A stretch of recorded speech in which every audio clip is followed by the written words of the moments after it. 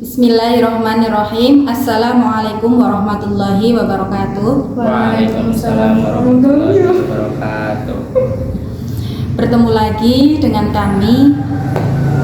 Perkenalkan, saya Siti Holisoh dan rekan saya Hamidah dari INSIMA, Institut Agama Islam Kiai Haji Sufini Sauri Majenang, dalam rangka memenuhi tugas mata kuliah Filsafat Pendidikan dengan dosen pengampu Bapak Fathur Rahim M.Hum.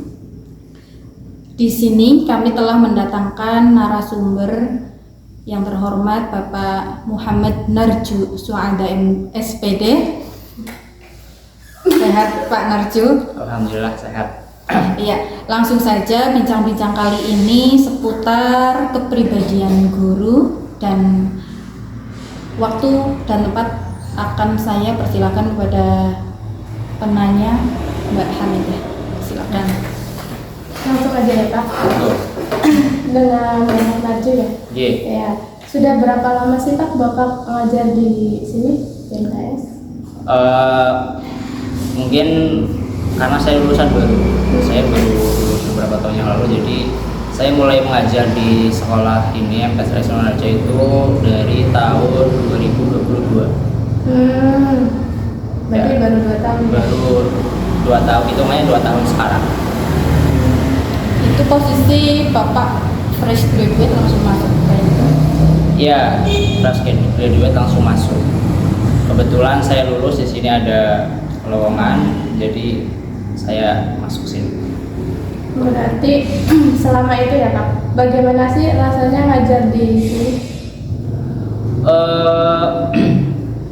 Karena saat kuliah saya ada pengalaman PPL, jadi sudah tidak kaget ketika memasuki kelas. Cuma yang saya rasakan pertama agak sedikit berbeda keadaan saat saya melakukan PPL dengan lapangan atau dengan realnya di kelas. Kalau ketika PPL itu mungkin banyak settingannya, artinya semuanya sudah disiapkan dengan matang, tapi ketika di realnya itu kita lebih banyak melakukan improvisasi, terutama ketika mengajar di dalam kelas. Seperti itu. Terus motivasi Bapak mengajar di sini apa? Motivasi saya apa ya? Ya pertama karena saya dari lulusan pendidikan, tentu saja untuk mengaplikasikan ilmu saya, ya saya bekerja di sekolah. Itu sih, untuk mengaplikasikan apa yang sudah saya peroleh di bangku perkuliahan. Di sini ya Pak, Ya. di sekolahan ini, apakah semua guru memiliki kualifikasi akademik minimal kayak sarjana gitu, S1 dari program studi terakreditasi? Ya, kebanyakan atau untuk sekarang hampir semua itu guru yang ada di sekolah ini itu sudah S1 semua, baik itu dari PTN maupun dari PTS, seperti itu. Oke, semua total guru berapa ya Pak ya? Untuk semuanya ada 13. 13 semuanya sudah S1. Iya. Terus kalau semua guru udah memiliki sertifikat pendidik yang menunjukkan kompetensi pedagogi, kepribadian, dan sosial. Untuk guru-guru yang sudah sertifikasi itu di sekolah kami baru hanya 4 saja, belum banyak. Dari 13 baru 4 saja. 5, tapi yang satu belum baru dapat. Oke. Ya. Baru ada panggilan. Ya, baru dapat. Oke. Apakah semua guru yang mengajar ini, apakah semua guru yang ada di sini itu mengajarnya sesuai dengan tupoksinya, maksudnya dengan latar belakang pendidikannya? Kalau di sini memang bisa dibilang masih kekurangan tenaga pengajar. Jadi dari 16, kurang lebih 16 mapel yang ada di sekolah kan gurunya baru 13. Jadi beberapa ada yang mengampu double lah gitu. Tapi bisa dibilang 80% itu sudah mengajar sesuai dengan latar belakang pendidikannya, seperti itu. Alasannya apa itu ya Pak? Alasan kenapa ada yang masih ini? Iya. Ya pertama karena satu tadi kekurangan tenaga pendidik. Apa memang susah untuk mencari?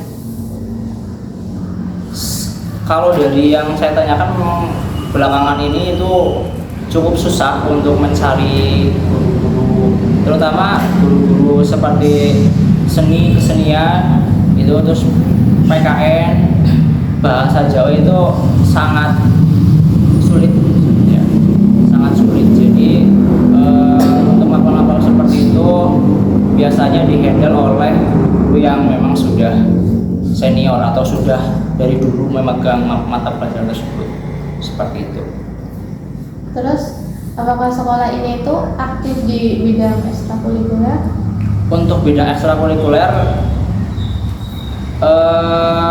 untuk sekarang belum terlalu aktif karena kebetulan kemarin habis kontrak dengan pelatih drum band. Biasanya di sini ada ekskul drum band, tapi kemarin habis kontrak dan belum bisa mencari pelatih lagi. Jadi untuk ekskul ada beberapa tapi tidak seaktif yang sebelum-sebelumnya, seperti itu. Terus kalau yang sekarang yang paling aktif yang mana? Untuk sekarang futsal perempuan itu mulai aktif, beberapa kali latihan, dan rencana juga mau ikut lomba di KUD. Dan untuk drum band kami masih mencari pelatih baru yang bisa menghandle. Paling itu sih. Terus apa saja sih prestasi yang udah didapatkan di sekolah ini? Untuk prestasi dari bidang akademik sendiri, dulu kami pernah ada perwakilan siswa kami yang juara KSM matematika tingkat kabupaten.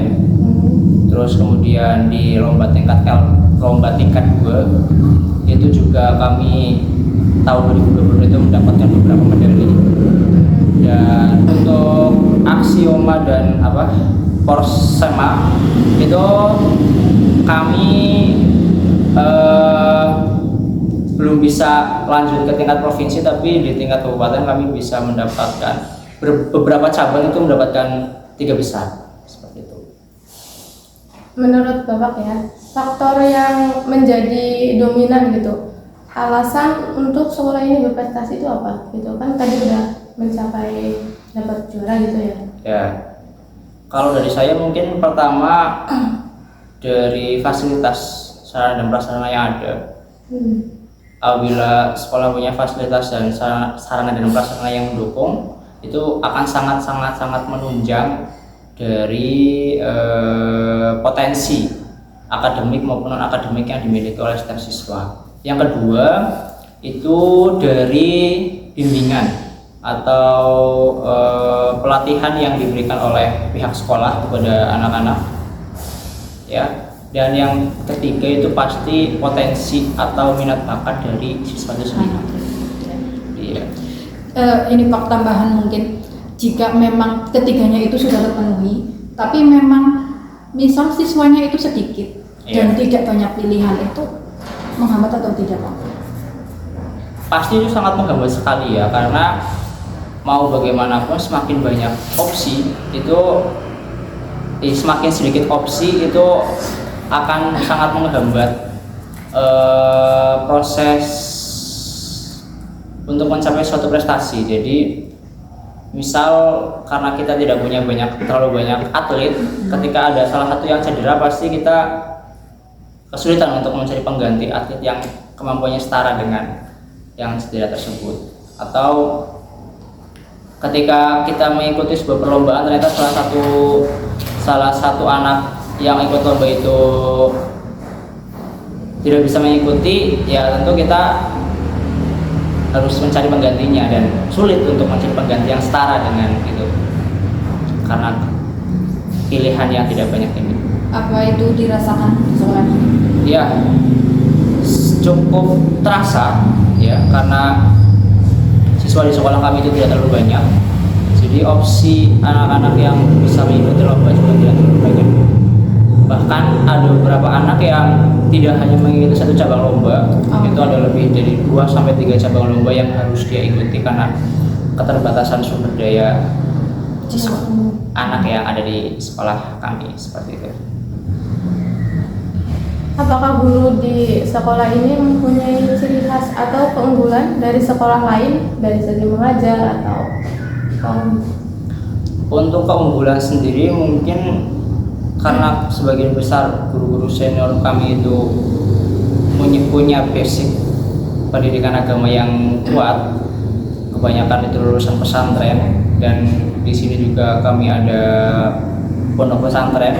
Jadi untuk keagamaan di sekolah kami, guru-gurunya sudah tidak usah diragukan lagi di bidang keagamaannya.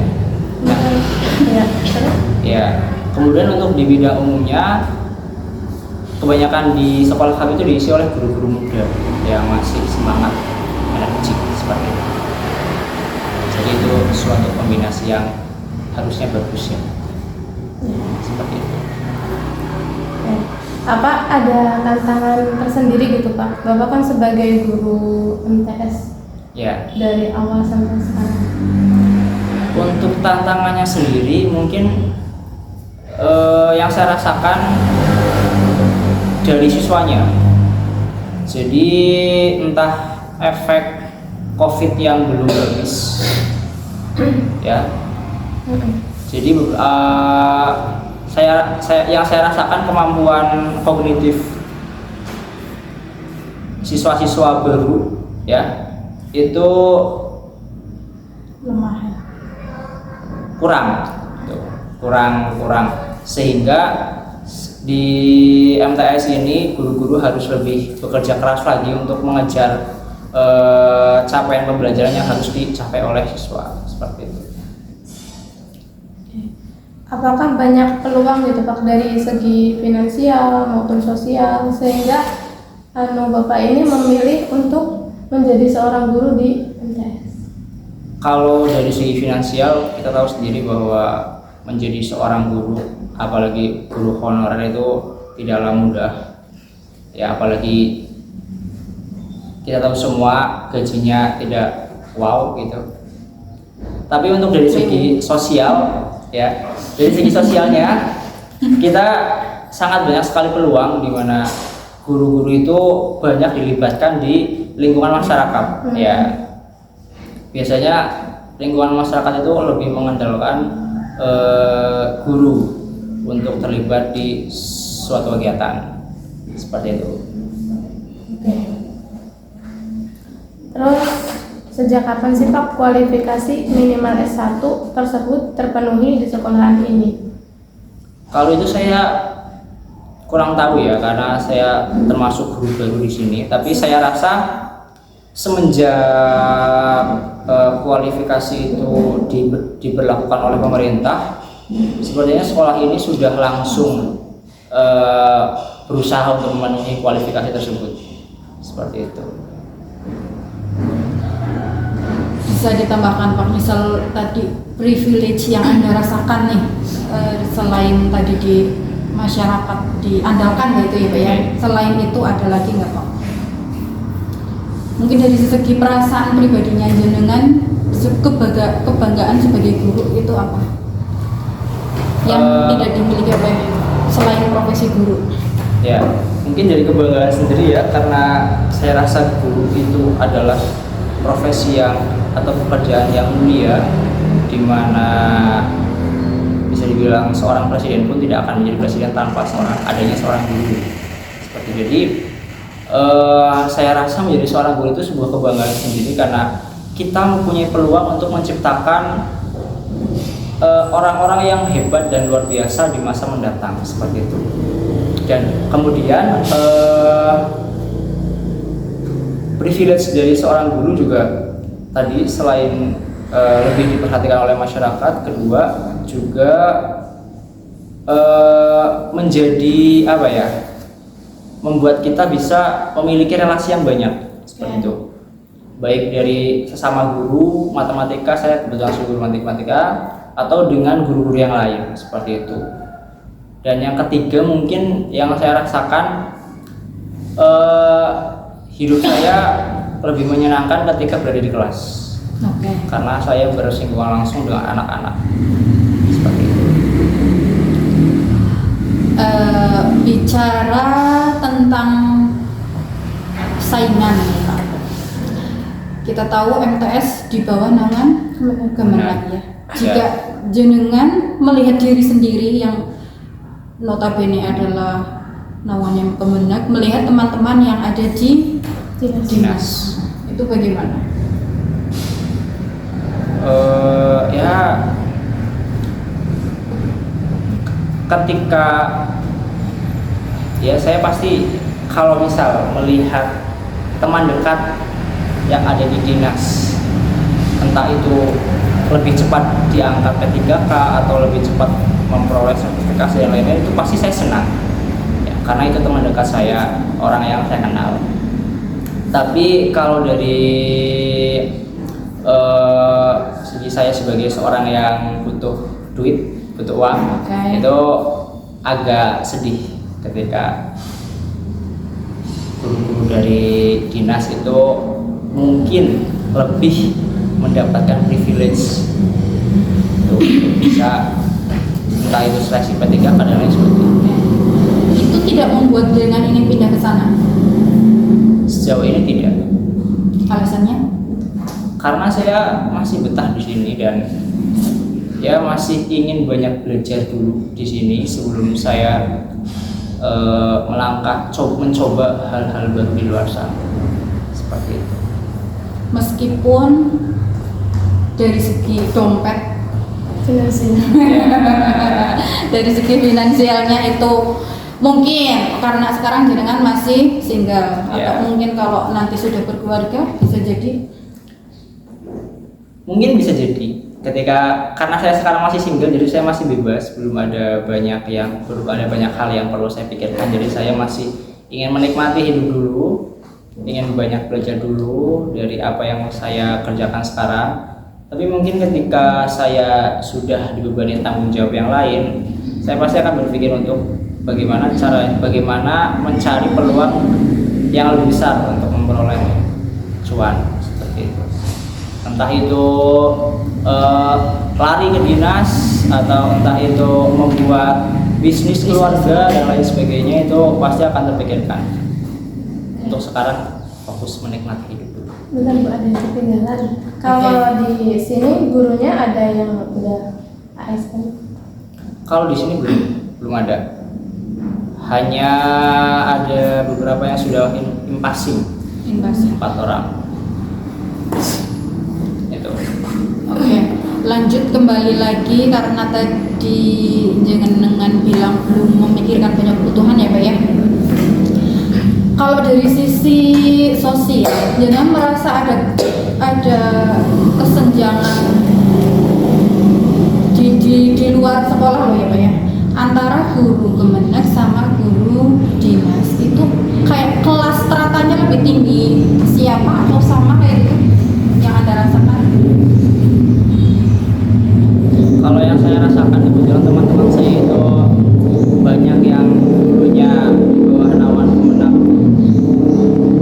berpindah atau hijrah ke sekolah di bawah naungan dinas. Itu saya rasa mungkin ada stereotip bahwa masa depan di dinas itu lebih cerah daripada di bawah naungan Kemenag seperti itu. Maksud pertanyaan saya strata sosial ya itu juga sedikit banyak dirasakan juga, karena beberapa kegiatan baik itu di tingkat kecamatan maupun kabupaten itu ada beberapa yang kami tidak diajak ya. Contohnya mungkin seperti kemarin ya yang lomba-lomba itu saya kurang tahu lomba apa, tapi dari sekolah kami tidak diajak, tidak disertakan, tidak diajak. Okay. Dan jenengan tidak apa-apa diperlakukan seperti itu? kalau saya karena belum memikirkan sampai ke situ tidak apa-apa. Tapi beberapa guru senior kami memang agak menyayangkan, gitu. Agak menyayangkan kenapa kami tidak dilibatkan padahal kami berada di lingkungan tersebut, ada di lingkungan tersebut seperti itu. Oke, apa memang, mohon maaf dalam tanda kutip, guru-guru yang dari dinas itu memang panjenengan akui kelebihannya, atau memang ada hal tertentu sehingga kejadian ini terjadi? Menurut saya kejadian ini terjadi karena memang regulasi ya dari kegiatan tersebut yang mungkin hanya dikhususkan untuk guru-guru di lingkungan dapodik, di lingkungan dinas kedinasan, sehingga yang di Kemenak tidak perlu ikut serta. Tapi untuk dari segi kemampuan dan lain-lain saya rasa tidak ada bedanya. Iya, tidak ada bedanya. Hanya masalah regulasi saja. Oke. Mbak Bidan mau menambahkan? Cukup? Ya mikir mana ngomong di sidang. Aku di situ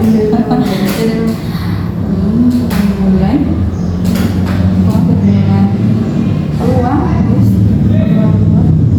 ya peluangnya kerja di sini kayak gitu tadi ya yang di lingkungan. Terus kelemahan Apa? kita kan ketemu guys apa yang kemarin kelemahan yang dirasakan sebagai guru MTS.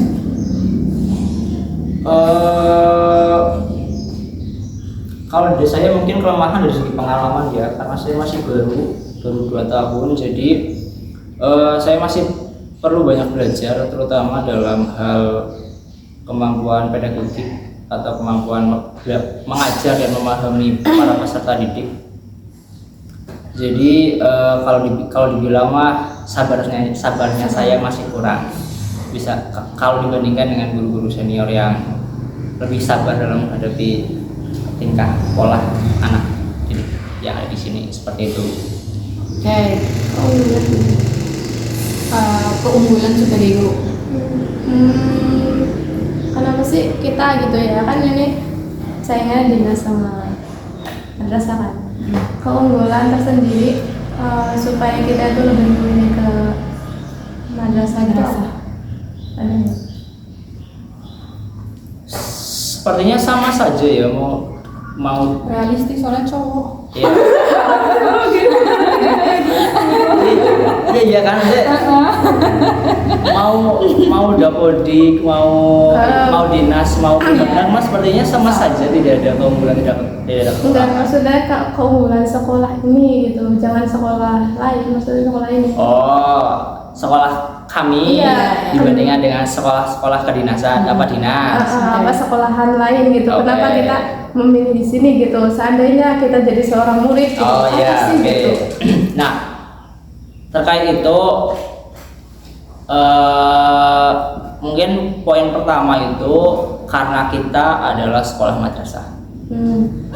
Jadi madrasah itu kan pembelajaran yang ada di dalam itu tidak hanya sekedar pembelajaran umum, melainkan ada pembelajaran keagamaannya. Ya, di sini ada bahasa Arab, Quran hadis, fikih, akidah, SKI, sejarah dan kebudayaan Islam. Itu menurut saya menjadi poin plus sekolah kami madrasah dibandingkan dengan sekolah-sekolah dinas seperti itu.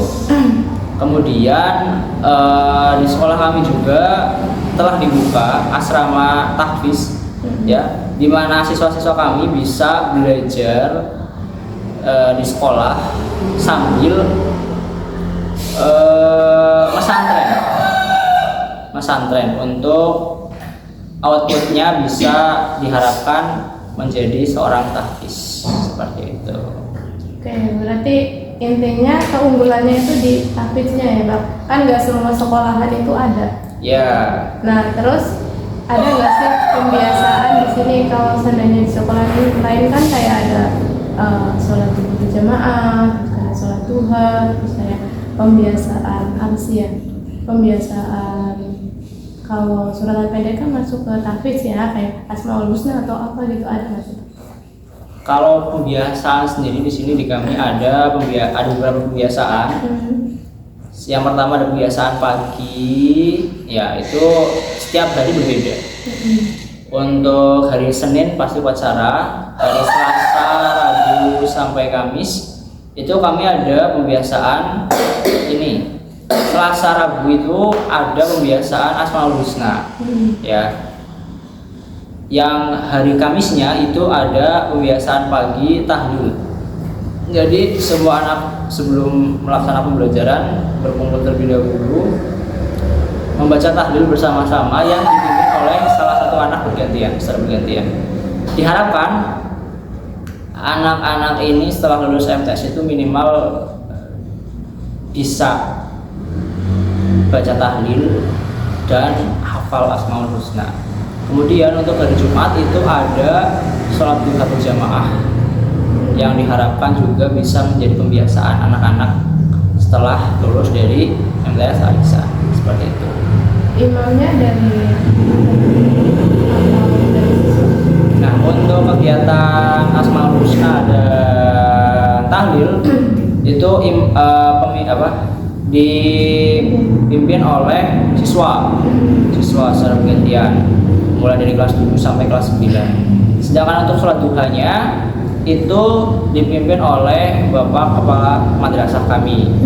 Seperti itu. Sholat duhurnya?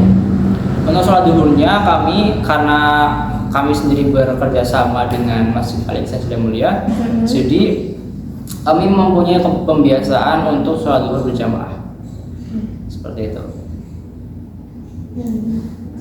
Nilai akreditasinya berapa?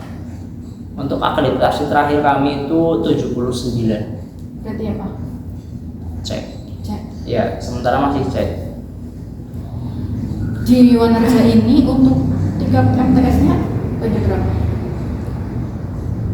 Untuk di Wanarja ini MTS-nya itu ada dua sekolah kami dan satu lagi di Cibodas, Al-Hidayah Cibodas Wanarja. Kupi. Oh iya. Kupi SMP. MTS. Oh berarti 3 ya. Di Bantar. Dan letaknya jauh-jauh ya Pak ya? Iya, untuk letaknya jauh. Jadi kalau untuk lokasi di MTS Al-Ihsan ini saingannya adalah SMP. PPDB, terkait Iya. PPDB. Untuk saingannya sendiri cukup banyak. Di sebelah utara di sebelah timur ada SMP 1 Cileneng, di sebelah barat ada SMP 2 Madura, di Wanarja di sebelah utara ada SMP Muhammadiyah dan juga PGRI. Itu sih yang bisa dibilang terdekat dengan sekolah kami.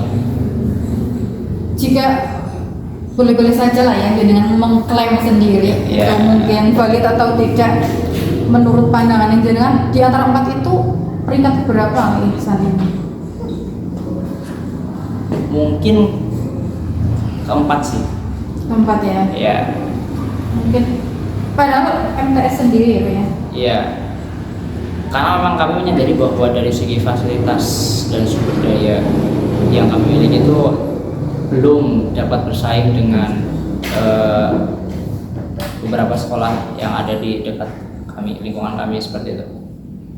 Berarti gebrakannya mungkin lewat tahfiz ya, tahfiz. Ya, yang kami harapkan dari adanya program asrama tahfiz ini bisa menarik minat siswa baru yang selain ingin sekolah juga ingin belajar mengaji, khususnya menghafal Al-Quran, seperti itu.